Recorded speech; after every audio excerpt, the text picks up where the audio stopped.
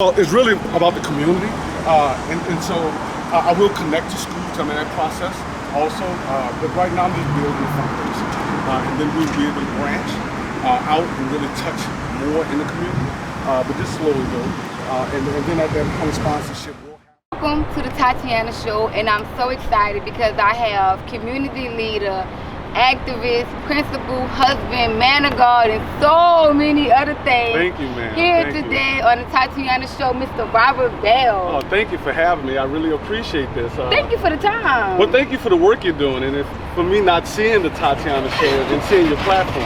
And so I really appreciate you taking the time to honestly, give us a voice. Well, I'm happy to be here because I feel like people that do what you do definitely need a platform to speak on, so more people could, be introduced to what you're doing, because they may be interested. Gotcha. So now we're here, and let's get a little bit about why we got on why you have on a We Care shirt. Well, hashtag We Care is just one of the pillars for the Honor Foundation. The Honor Foundation stands for helping our neighbors with our resources. And so this foundation is a community-based foundation, and it has three pillars. The environment, hashtag We Care, which is a litter-free initiative for individuals who live in New Orleans East who want to make a difference. And then we have an education arm, and then we have a mental health arm. And so the goal is to really, be honest with you, to support the community, individuals, and the community in being self-sustaining. And so those three areas are those areas that we need support in to be self-sustaining. If we don't care about our environment, if we're not educated and we're not thinking about our health and or our mental health, then we can't be a sustained community. Yeah, so how did you guys wind up coming up with the We Care and the doing, how did it come about? Well, I had a lot of energy to do something. You always hear that someone else should. And so I just really wanted to be one of those who began to do the work. Yes. Because it's more about the work and less about the conversations about the work. And so I have a neighbor named Elliot, and on the corner from our house, he began cutting a little lot and cleaning some of the litter from the lot. And that's when the idea came to expand that. And so I got the thought from him, and then we began to build all of these pieces in. We've been working since January of 19 on MLK's Day of Service. And so January 20 would be 1 year that we have been dedicated and committed to cleaning the streets of New Orleans. Congratulations! Thank you, ma'am. Congratulations! So how has it been since it's been almost a year? How's that year been? It's been great. We've had more and more community people come out to work. We've had representatives from the council person's office. We have regular neighbors who come out that has no affiliation to any other group, who just care about their community and want to be a part of something. And so we just want to provide that venue for people to want to do something. And so it's been well worth our time, well worth our energy. We come out on the second and fourth Saturday of each month for 2 hours. And so to give 4 hours a month to our community is not bad. It's a sacrifice. We take so much from the community. So we just decided to give to the community. And so we're just giving some time on a Saturday to do some cleaning of those major corridors. And then we have individuals who see us on Nextdoor, which is a community app. We're on Instagram, Robert for Bell, and we're on Twitter with the same handle feed. And so we just continue to put the message out. And so we'll post the location, and then I'll post the result of our work, so people know that we're dedicated and committed. If someone to taking care don't of our know community. you, how can they sign up? How can they join? If they don't know, like you or anyone else. Okay, so you can email me. It's robert4bell@yahoo.com. Okay. That's an email address for me. You can catch me at Nextdoor, which is a neighborhood app for Robert for Bell. On Instagram, Robert for Bell. On Twitter, also Robert for Bell. Can't miss that. On LinkedIn, also Robert Bell. And so I'm trying to just put us out there so people can know where to find us. We're on the second and fourth Saturday of each month. And so just make sure you remember those dates, those times of the month that we're out. And then I put the message out on where we're going to go, because each week the location changes because of the need. Okay, yes. So aside from picking up all this litter from these crazy New Orleans, you also a principal. Tell me, Yes, what ma'am. is that life like, juggling both? Well, actually, it's all the same if you look at it from that standpoint, because I'm still taking care of community. Yes. I'm just doing it through the education portal, if you will. But I've done that for now 20 years, pretty much, a little more than 20 years. And I've always wanted to impact the lives of more students. And so I started off as a paraeducator, an assistant in special education, to a classroom teacher, and now I'm a principal. And so I have the opportunity to impact the lives of those who are going to be able to take roles in our community years from now. And so I just want to set the foundation for them, to help them understand that not only can they help themselves in education, but they could also help their community. And we need a model for that. And so I chose to be that model. I'm just a vessel to be used by God, as I would say, because at the end of the day, that's what we're all here to be used and for a purpose. And so education is just another way for me to be able to shed the light on the needs of our community, especially the Black community. When you look at the landscape of New Orleans, and that's a whole totally different conversation. That is. And I could talk hours for that. I mean, that's what I've done. We could talk pre and post storm education in New Orleans, because it's the same, but it's different, if you will, as it relates to how students are performing. And so we could actually sit down at some point in time to really focus just on an education conversation. But I appreciate it. So tell me this, did you always wanted to be in education growing up, or it kind of just happened in your life? You know, sometimes in life, I'm 46 now, right? And so I see things differently. But I think it chose me more than me choosing it. Because of my heart to do it, and I've always worked on the elementary level, which is the foundation. And so I'm close to my doctorate. I'm a paper away from having my doctorate. Thank you, ma'am. And so at the end of it all, it's just for me to sharpen my skill set to be able to support my community, because our community needs it. And at the end of the day, being an educator, when we see the conditions that our schools are in, our families are in, our communities are in, I think we could do a better job in educating our families. And so that's what it's really about for me. So what school did you start it out when they first called on you? Actually, I was at Rosenwald, which is in the Cutoff in Algiers. Oh, wow. And I worked there for some years. And then I worked at Oretha Castle Haley, which is on Franklin and Claiborne and Robertson, right before the storm. And then the storm hit, I was at Lafayette Academy, which is uptown, for 7 years as an assistant principal. And now I'm at Lake Forest Charter School as the principal. I've been there for almost 7 years, assistant for 4, and now I'm on my 3rd year as principal. How are you enjoying Lake Forest? Oh, I love Lake Forest. At the end of the day, we set expectations, and our students and our families live up to those expectations. We are the highest performing K-8 school in the city of New Orleans and in the state of Louisiana. And so I'm proud to work for that organization and to continue to see this organization grow and perform the way we do.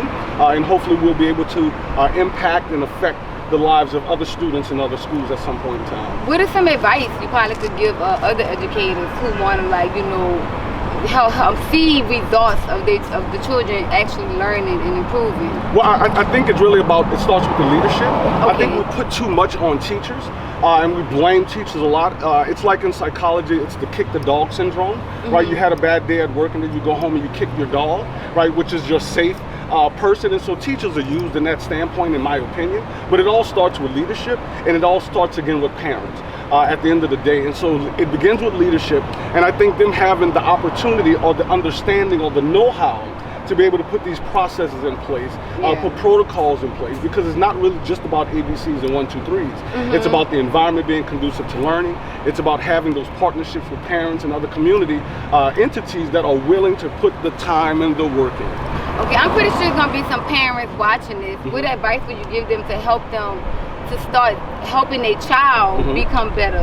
Well, what I say, I think people have looked at schools for too many years as a us against them. We have to be one. In that old Maze song, right? We are one. And we have to understand, if you think about a triangle, and each angle, it's an angle for the school, an angle for the community, it's an angle for the family. And if those lines are aligned at those angles, then our babies are in the middle, and they're not able to escape out. But if those 3 angles are not tight, then our kids have a loophole to fall through. And so it's really about building relationships and partnerships, and having those tough conversations, or those necessary conversations, and holding each other accountable. And it's not really about whose fault it is, but it's really about how can the 3 entities work together to make sure that our babies are performing at the level that they need to perform in order to have a self-sustaining community.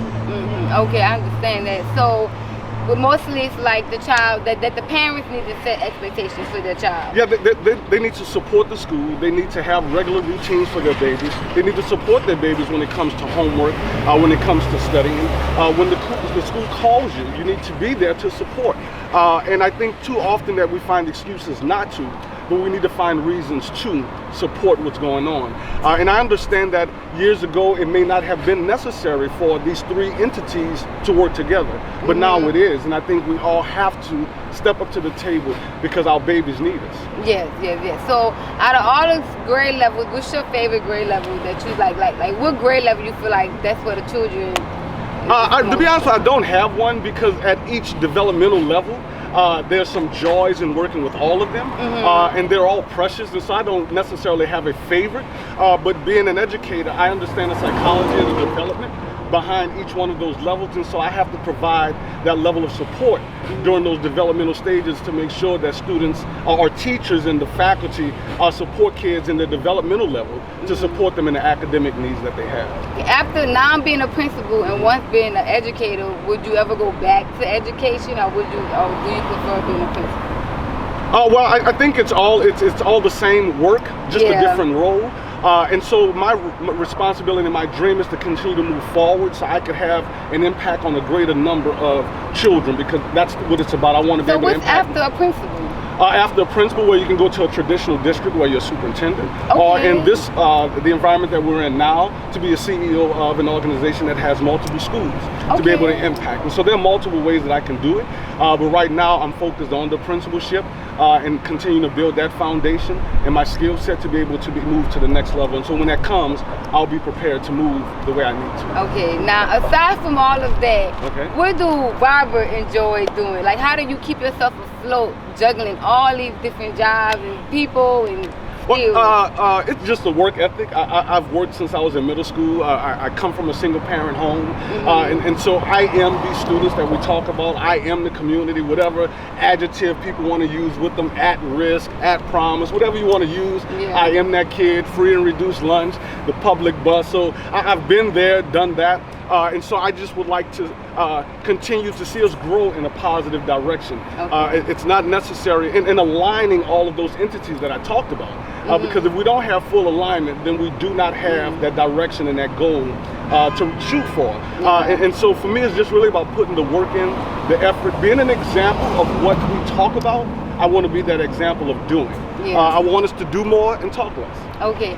Now you said some amazing words. You said you were the at-risk person, and now it's a lot of kids that feel like they are that. How did you overcome that? How did you overcome? I don't know if you ever overcome. You grow. And as you grow in age, we're responsible for the decisions that we make, and the decisions that we make come with consequences, whether it's positive or negative. And so I would like for young people to be more conscious in the moment about the decisions that they're making, because the decisions that they make will determine where they're going to be tomorrow. And so if they're conscious in a moment about the decisions and the dreams that they have, you're able to reach your dreams. And if you're conscious about that, then every decision you make will support you in reaching your goal and your dream. We're not responsible for how we come into this world, who we're connected to, what our circumstances are. But when you become of age, it is your responsibility, and now you have to be the one to make the choices. And issues are hard to get in, are easy to get in, but they're hard to get out of. And so if we make good decisions today, our lives will be better tomorrow. So what advice can you give like that young kid that, you know, he kind of has hope, or she has hope, but everything around him is just pulling them into just being bad? Like, how can they fight against that? What advice can you give? They have to work hard. That's the first thing. Never give up. That's the second thing. And when it's the hardest, that's when the breakthrough happens. And so they just have to hunker down and do the work hard, love, and give. Because what you put out there to the community, what you put out there to society, what you put into the atmosphere will come back to you. And so give more, but hang in there and find those adults who you can attach yourselves to, that you believe can support you in a positive way to make good decisions and to support you in your dreams, because we all had people to support us at one point in time. And so you can't do this alone. And so I will be a fool to think that I did it all by myself. No, I had Sunday school teachers, I had some family members, I've had some friends, families who have personally invested in Rob Bell to make sure that I could be the best that I could possibly be. And now they see the fruit of the labor, that what they did for me was not in vain. And so they're proud of what I've done, because I'm happy that they did it for me so I could pass it along to somebody else. Okay. Now, before we head out, is there anything that I may have missed that you want to tell the people that they would never guess or know about you by just looking at you? Just by looking at me, I'm a New Orleans boy. Grew up in the 7th Ward, New Orleans East. I'm a public school boy, and so it's no different.